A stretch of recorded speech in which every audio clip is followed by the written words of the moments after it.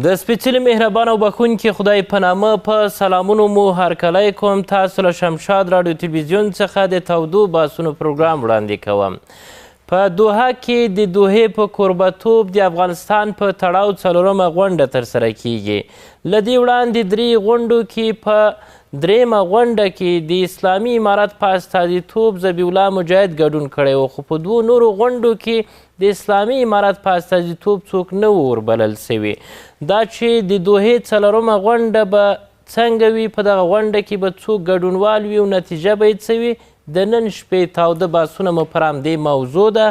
په پروګرام کې را سره 3 تنه قدرمن میلمانه دي، هر یو سیاسي او نظامي شنونکی ښاغلی ډګروال کامران امان،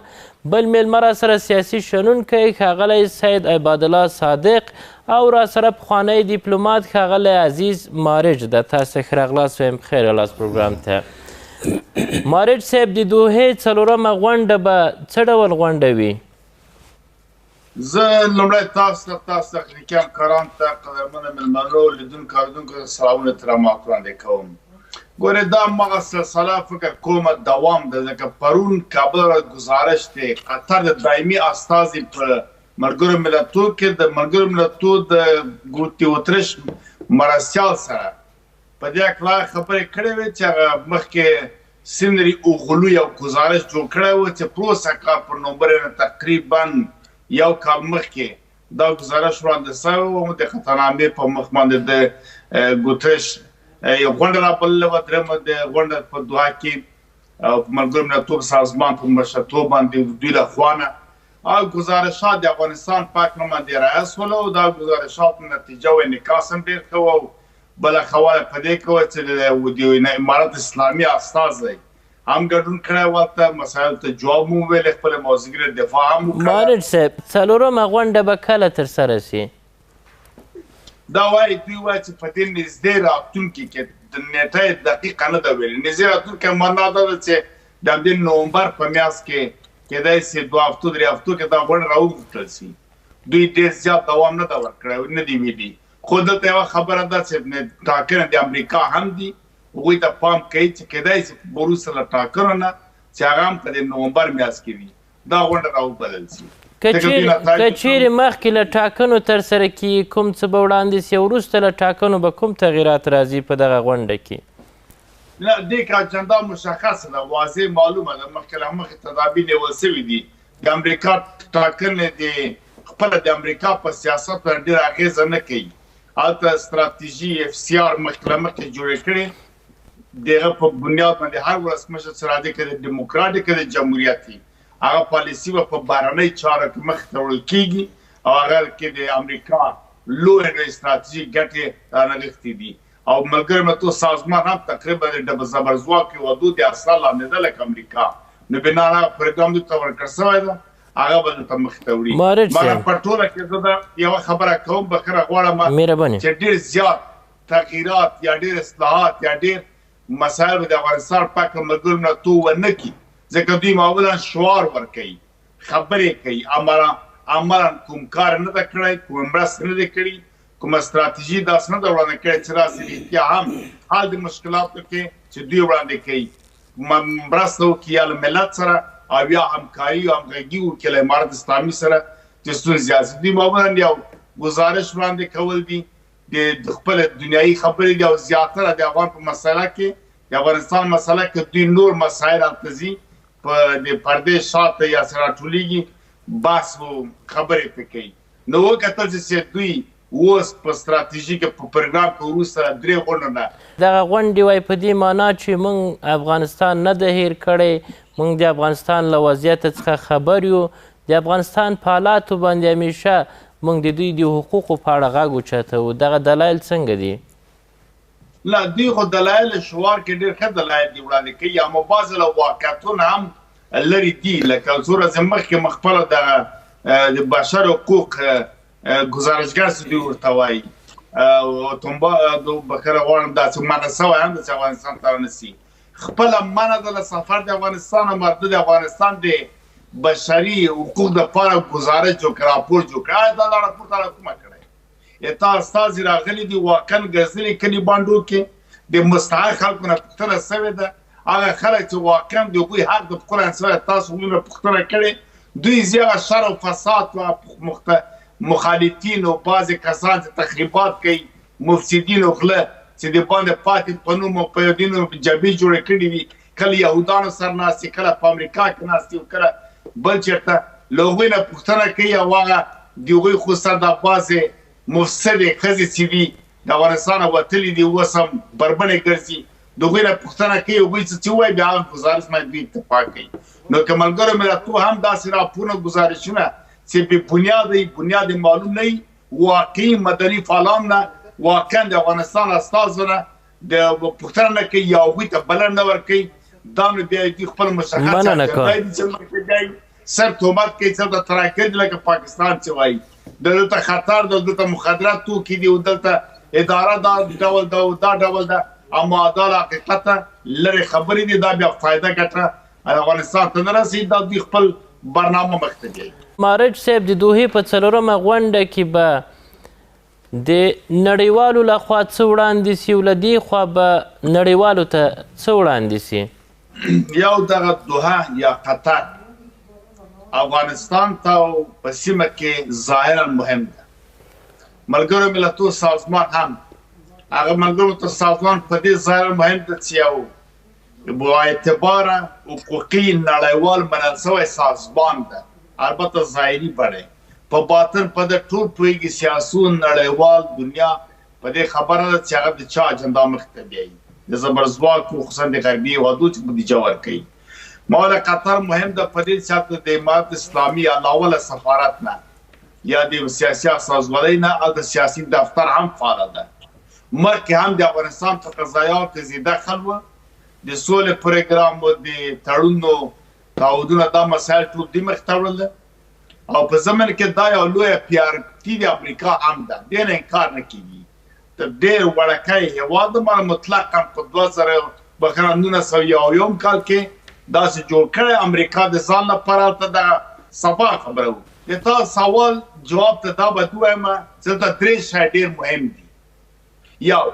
اجنډا مهمه ده چې په کومه اجنډا دوی بحث کوي دغه اجنډا چې په افغانستان بحث کوي د افغانستان اوسني چارواکو سره شریکېږي که نه شریکول معنا داسې اصول د نړۍ دا دي چې چیرې غونډه کېږي د کوم هېوادو په هکله دواړه سره کلي اجنډا جوړوي مشترکه داسې نه وي چې بل به سفارش ورکوي اجنډا به له لست په لجه به راباسي او تقدیم به چې د ما دا اجنډا ده راځه دا امکان نه لري دلته خپلواک هېواد ده یو طرف ته مشترکه جوړېږي بیا دواړه ځي د میز تر شا کیني او هر څوک له خپلې موسګري دفاع کوي اصول دا ده دا یو دې توګه د دې کې ټوله شفافیت ده آیا لکه پخوا غوندې دوی اجنډا جوړوي بیا راځي طالب چارواکي ته وایي چې دعوت یعنی احضار او دا اجنډا ده بیا که دوی لکه پخوا غوندې ونه مني بیا ټول افغانستان دوی ته ستاینه کوي او آفرین ورته وایي چې دا کار باید ونه کړي چې دوی په امر باندې ورشي ورته کښېنوي او دوی اجنډا مخې ته بوځي دویمه خبره ګډونوال دي چې آیا امارات طالبان څوک په دې کې ګډون کوي په کومه کچه او نړیوال څوک ګډون کوي درېمه برخه د مدني فعالانو په نوم باندې لکه څنګه چې وروسته وویل شول هماغه غله مفسدین د دوی خپل ته ودي نرو ښځه او که واقعا د افغانستان د ملت استازي یا ملت ټاکلي او یا ملت تایید کړي هغه ته کینی د افغانستان د ملت یا د مدني فعالانو په اساسوب هلته ګډون کوي دا درېمه خبره ډېره مهمه ده درېمه مسله د مدیریت د چا په لاس کې ده واقعا دا مدیریت څنګه افغانستان چارواکو ته او ملل متحد ته ورکول کېږي او که دلته د دوی په نوم باندې نور استخباراتي کوي لکه دا وخته بن یاد څه په بن کې ډیزاین شوي کسان د هر قوم نه هغه بې همته کسان راټول کړل د قوم په نوم باندې ورته ویې ویل چې غلا کوه خو په ما کار مه لره او غلو کې دومره بې شرمه دومره بې حیا وه چې مخامخ به دې ورته ویله چې دغه غلا ده او ده پرې فخر او ویاړ کاوه افتخار یې پرې کاوه اما کسان وه چې نن لرې کېدله ناست وه چې نن هم بهر وتلې د خلیلزاد صاحب یوه خبره سمه خبره یې وکړله چې دغه جمهوریت دوی سقوط کړ د دوی بې کفایتي د دوی بېظرفیتي بیا دوی دغه نظر لري چې موږ ته د خلیلزاد په استازیتوب چې کله د دوحې خبرې شروع سوې یا په دغه مسایلو کې چې دی دخیل سو وخت یې رانه که دغه یې لوی لامل و چې باید سقوط سي نه ګوره دا صحیح ده چې خلیلزاد د امریکا مامور ده د امریکا ګډ دپاره یې کار کوه د هغه استازیتوب و ماره موږ ټول بیا نه سو کوی چې اساسیات ولرو روس سره امریکا سره بل سره هره خبره رد کړو حقیقت به حقیقت وایو دغه وروستۍ خبره دقیق درته وایم چې خلیلزاد سمه وکړه په ټول حساب و کتاب د څو یې وچې رښتیا وکړه د هغه څه کاره د جمهوریت سقوطوي امریکا څو ده اوس زه خپله دغه د دوحې او د بون غونډې دوه ناکامې په دې بولم چې دا باید غونډه که واقعا دوی کوي د افغانستان په خاوره کې دې وکړي مارد صاحب وخت پای ته رسېږي څه غواړي له څلورمې غونډې څخه باید څه نتیجه ترلاسه کړو ګورئ اوله خبره زه مکمله کومه جمهوریت د جمهوریت چارواکو سقوط کړی دی هیڅ شک نشته بې کفایته وه تدبیر نه درلوده پلان نه درلوده پیسې او هر څه غلا کړی د یتیم مال یې ویوړه که دوی واقعا په وطن باندې زړه خوږېدلی دوی دې خاورې بچان وای دوی به په دا فرصتونه ډېر استفاده کړې وه اوس به افغانستان له اروپا هم ښه وه راغلو دې ته چې د دوحې غونډه ده لکه د بل پخوا غونډه وه او که نورې غونډې دي هغه غونډه چې د افغانستان په نوم کېږي مدیریت بل څوک مخې ته بیایي او د افغانستان په خاوره کې نه وي هېڅ فایده نه کوي پردی غونډه د پردی مدیریت د پردی اجنډا د پردیو ګټه که چیرې چارواکي د امارات یو تدبیر یا پروګرام ورته ولري او له دې فرصت استفاده وکړي دا بیا بله خبره ده مننه مارد صاحب چې باس راټول کو ګډ کار باید د دوحې په څلورمه غونډه کې د اسلامي امارت او د نړیوالو څه وي ګوره یوه خبره زه په صراحت باندې وکوم صحیح ده چې اوس دغه حالت دې ته راسره د نړۍ ټاکنې د امریکا ته سره کېږي نړۍ پام امریکا د نړۍ پام افغانستان خواته کېږي که موږ واقعا غواړو چې دا غونډې بهرنۍ دي که دوحه کې دي که نورې راځي دې نه ګټه پورته کړو موږ باید دې ته ونه ګورو چې نړۍ څه کوي او خلک څه کوي او نور څه کوي خپله باید دې توګه څه تدبیر ورته لرو څه اجنډا ورته جوړو څه پروګرام ورته جوړو څه ستراتیژي ورته جوړو په کوم تیاری ورځو او د غونډه کې ګډون کوو او څه تر اخلو څه لاسته لرو ټول په موږ اړه لري ما وخت ویلی چې پردۍ غونډې له شاه وخت رانیولې ته دا اوسه پورې غونډه چې په پردۍ ځای کې سوې ده په پنډۍ کې په مسکو کې په نورو ځایو کې د افغانستان په ګټه نه وه نه د افغانستان په ګټه وه برعکس افغانستان ته جګړې و لاسپوچ حکومتونه راوستلي دي بهتره دا ده چې غونډه اول ستونزه مارد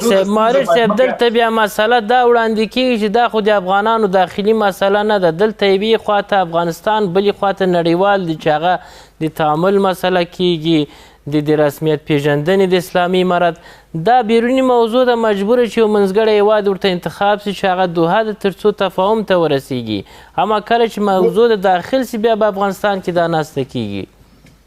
ګوره په نړۍ کې به هیوادونه زه نړۍ څه کوم د افغانستان همداسې باید یو حالت جوړ نه کړي چې دلته نړۍ ته یا ضرورت پیدا سي یا د نړۍ لاسوانه مطرح سي یا غونډه مطرح سي خپله باید هر څه په اقتصادي چارو کې باید په خپل مټ ودرېږو خپل زیربنایي اقتصاد اوبه زراعت کارخانې صنعت تولید دا هر معدن هر څه لرو دا مار کړو په ټولنیزو چارو کې باید راسو له ملت سره کینو جرګې سیستم جوړ کړو د ټاکنو سیستم جوړ کړو یووالی او اتحاد ته سیستمونه جوړ کړه نه په خوله وزر زارئ سیاسي حالت ته بنیاد ته به لاړ شو نظام مننه کوم نظام ستاندرد کو اصلاحات راولو نړۍ خپله بیا راځي کابل ته غونډې کوي پاکستان خپله منډې راوهي ایران او مسکو بیا خپل راځي وزارت دي دا اوس هم چې دا حکومت درې کاله په پښو ودرېد کرا اردو جوړه سوله اتحاد او امنیت څه ګوره دوی خپله سفیران رالیږي اوس دوی په خپله ډیپلوماتان رالیږي په خپله تعامل ته راځي سبا په خپله نارې د رسمیت پېژندلو وایي موږ خپله اصلاحات ډېره مننه کوم مارد صاحب وخت پای ته رسېږي دغه غونډې نه به د فرصت په توګه موږ ګټه پورته کړو عثمان صاحب او صادق صاحب مارد صاحب له تاسو ټولو درنو لیدونکو تاوده بحثونه پر همدې ځای پای ته رسېږي د دوحې د څلورمې غونډې په تړاو نتایج دا وړاندې سي. د دې بحث چې باید واقعیتونه د افغانستان وړاندې سي، نړیوال باید تعامل ته رانږدې سي، اسلامي امارت هم باید هغه څه وړاندې کړي چې هغه د افغانستان د ولس غوښتنې دي تر څو افغانستان ثبات ته ولاړ سي. تاوده بحثونه پر همدې ځای پای ته رسیږي. څه چې مو واورېد د میلمنو نظر و، خوشحاله اوسئ. له لیدلو مو مننه.